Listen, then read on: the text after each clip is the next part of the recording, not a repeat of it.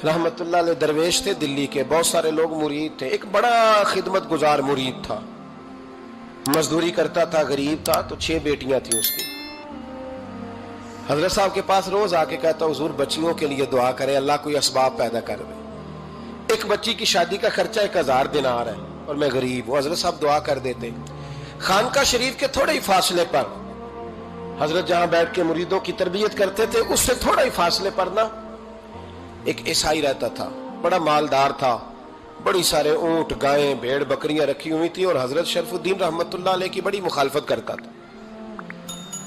और ये जो आपका गरीब मुरीद था, ये उसका पड़ोसी था। एक दिन बुला के ना उनको कहने लगा कि तू किधर जाके जो है वो टकरे मार रहा है, वहां तुझे कुछ नहीं मिलने वाला। वो तुझे क्या देंगे जिनकी खानका खुद चंदे पे चलती है, मदरसा चंदे पे चलता है, मस्जिद चंदे पे चलती है। तेरी बेटी का मामला कहां हल होगा? तो उस दरवेश ने कहा कि तू मेरे पीर को नहीं जानता, तू अजय मेरा महबूब नहीं डिठा, तो पता नहीं ना, तू इस रास्ते का मुसाफिर नहीं, तू नहीं जानता। उनका बस चले ना तो वो हर कीमत में मेरी बेटियों की शादी करा दे। अब वो ईसाई था, कहने लगा अच्छा चलो ठीक है, अगर इतनी बात है ना तो जाओ उनसे जाके कह दो कि 6 साल के लिए मेरे साथ मुआहदा कर लें, तो मेरे जानवरों को चारा डाल दिया करे, 6 साल ड्यूटी करे, मैं 6000 दिनार दे देता हूं। वो मेरे साथ 6 साल मेरे जानवरों को चारा डाले रखते हैं ना, अब चारा डालने के लिए एडवांस पैसे दे के। अब तो लोग उन्हें भी गुलाम ही बना लेते हैं, बड़ी थोड़ी तनख्वाह देते हैं, जुल्म करते हैं, पूरा मुआवजा नहीं देते। हजरत शेख शरफुद्दीन के बारे में वो कहने लगा, जो अपने पीर से जाके कह के मेरे जानवरों को 6 साल चारा डाले, मैं 6000 दे देता हूं, तू जो कहता है हर कीमत पे जाने को तैयार है। उसने जब ये बात की तो मुरीद ने नाराज हो गया, वो लड़ाई हो गई, गिरबान पकड़ लिया, झगड़ा हुआ, बात बड़ी दूर गई। इस तरह की बात करता मेरे हजरत के बारे में, तेरे जैसे कई मैं वहां काम पे रखा दूं। जब वो बड़ी बहस हुई, बात मोहल्ले में, इलाके में फैल गई, दुनिया ने सुन ली, तो शेख शरफुद्दीन तक भी पहुंच गई। इस तरह झगड़ा हुआ है। लोग सो गए इशा की नमाज के बाद। हजरत साहब ने ना सर पे कपड़ा लिया, उस ईसाई के दरवाजे पे दस्तक दी, वो बाहर आया, फरमाने लगे लोग तो सोच समझ के मुलाजम रखते हैं, तूने भी तो सोच ही लिया होगा, तभी तो मुझे ऑफर की है। तू अपनी ऑफर पे कायम है? वाकई मुझे रख लेगा और 6000 दिनार दे देगा? कहने लगा जा बाबा काम कर अपना। फरमाया नहीं, तूने इतने लोगों में बात की, इतनी बहस हुई, तो कायम है? कहने लगा मैं तो कायम हूं, पर आपने नहीं कायम रहना। फरमाया मैं सोच समझ के आया हूं। उसने कहा आप ड्यूटी करेंगे, भैंसों को चारा डालेंगे? फरमाया एक शर्त, बस जब अजान हो जाए ना तो मुझे रब की नमाज पढ़ने की इजाजत दे देना, बाकी सुबह शाम जो तू कहेगा। अगर उस गरीब की बेटियां ब्याही जाए तो मुझे और क्या चाहिए? उसकी 6 बेटियों का बोझ है उसके सर पे, तू मुझे रख ले। अल्लाह अकबर। वो कहने लगा चले पे मेरे साथ खते बंदगी कर ले। आजकल हम स्टाम करते हैं, उस जमाने में खते बंदगी होता था, गुलामी का खत, काजी शहर के पास, यानी उसका ख्याल था कि चलो स्टाम की बात करूंगा तो भाग जाएंगे। फरमाया चल मैं तैयार हूं। काजी तक गए, तय हो गया, 6000 दिनार दे दिए। हजरत ने मुरीद को बुलाया, फरमाया पुत्र ये ले जा, जा मेरी बेटियों को रवाना कर दे। कहने लगा हुजूर ये क्या कर रहे हो आप, कुछ सोचे? फरमाया यार जब तुझे बेटा बना लिया तो फिर मेरी पोतियां तो लगती हैं ना, मेरा हक तो बनता है ना, जा जाके ड्यूटी कर, उनको ब्याह दे। बात फैल गई। बादशाह भी अकीदतमंद था, वो 12000 दिनार लेके पहुंचा। क्या बताऊं इन रब के बंदों का दिल कैसा होता है, क्या दर्द होता है, क्या रंग। 12000 दिनार लेके बादशाह आया और आके हजरत को पेश किए, का हुजूर आप दें इस ईसाई को डबल दें और जाएं काम करें। आप फरमाने लगे तू पैसे दे, शर्तें ना लगा, मेरा जहां दिल करेगा मैं खर्च करूंगा, मुझे तो मजा ही अब आने लगा है, अभी तो लुत्फ आ रहा है, अभी तो जायका आया है कुछ करने का, पैसे देने हैं तो दे, पाबंदी ना लगा, जहां मेरा दिल करेगा मैं। उसने कहा हुजूर ठीक है रख ले। हजरत ने फजर मस्जिद में पढ़ी, जेब में 12000 दिनार थे, ऐलान फरमाया भी किसी और की बेटी भी बैठी है तो पैसे मेरे पास है। वो 12000 दिनार भी बांट दिया और 12000 दिनार बांट के ना तो फिर चले गए खेत में चारा काटने। उस ईसाई को किसी ने बतलाया कि उनके पास तो 12000 आया है, पर तुझसे जान नहीं छुड़ाई उन्होंने। वादा ये हुआ था कि 6 देंगे तो जाएंगे, जब तक देंगे नहीं तेरे घर में काम करेंगे।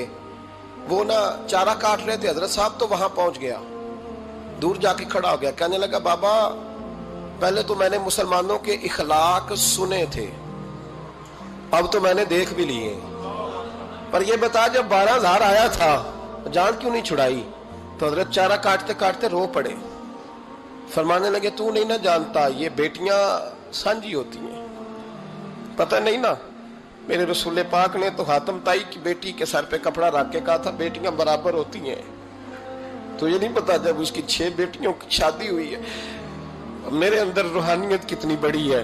فرمایا پھر 12,000 آیا ہے تو 2-4 بچیاں پھر گئی ہیں، تو یہ نہیں پتا میں اندر سے راضی کتنا ہوں، میں تیری نوکری کرتا رہوں گا، پتہ نہیں اللہ کتنی بیٹیوں کو بیاہ دے گا۔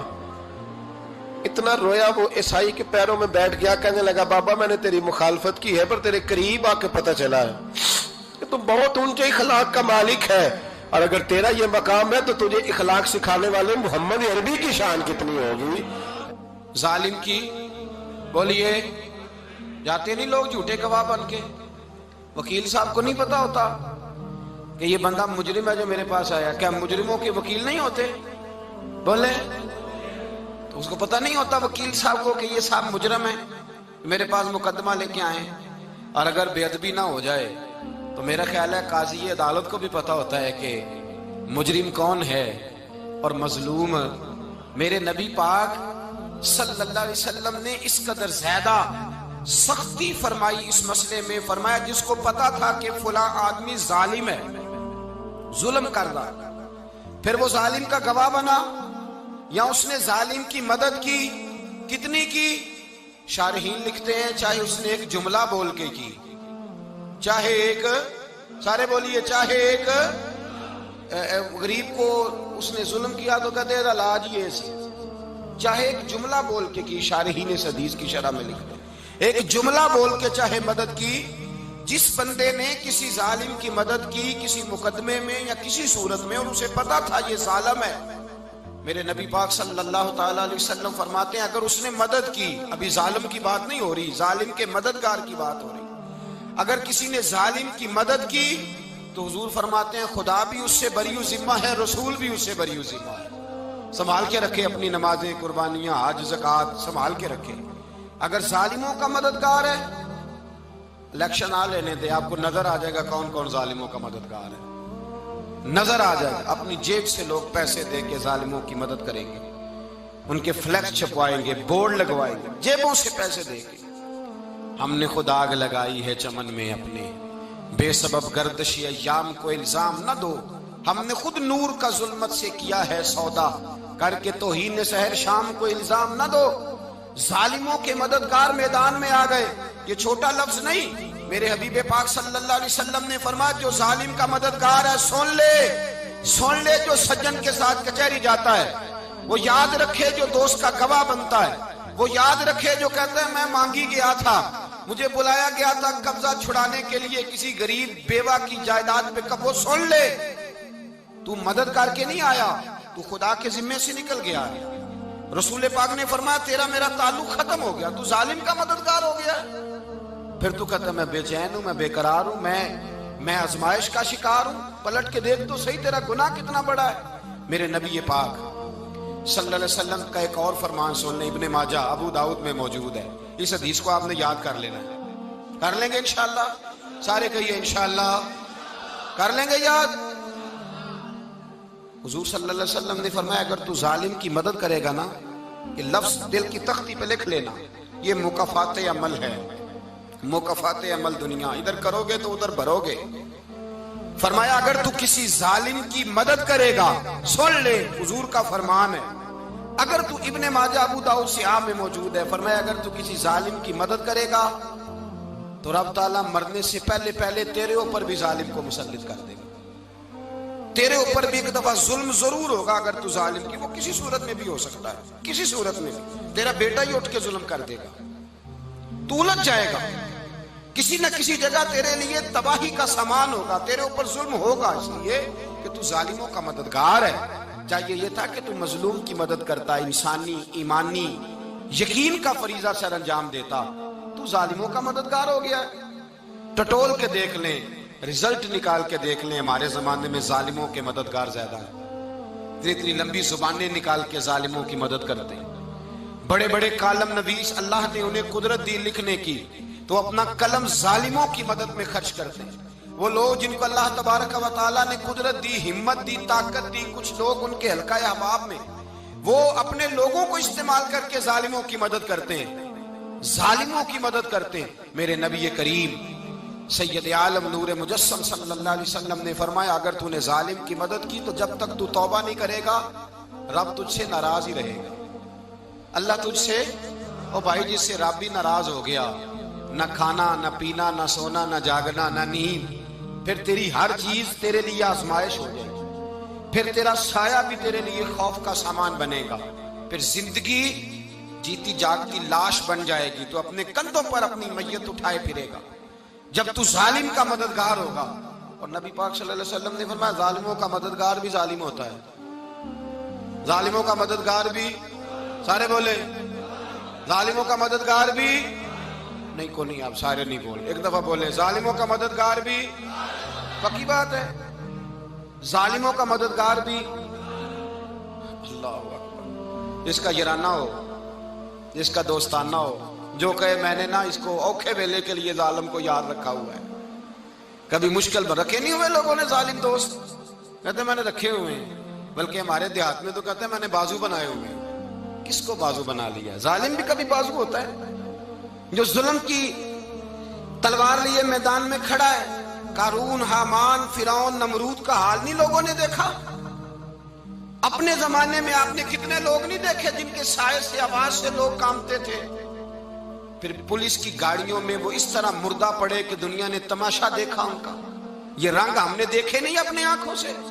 فرمایا ظالم کا مددگار بھی، جو کار میں بٹھا کے لے کے گیا وہ بھی ظالم، جس نے چائے پلائی وہ بھی، جس شخص نے کھانا کھلایا وہ بھی، جو کچہری تک ساتھ گیا وہ بھی، جس نے فلیکس کے نیچے، بڑے شرابی کے نیچے چھوٹی اپنی فوٹو لگائی وہ بھی، جو ووٹ کی پرچی ڈالنے گیا وہ بھی۔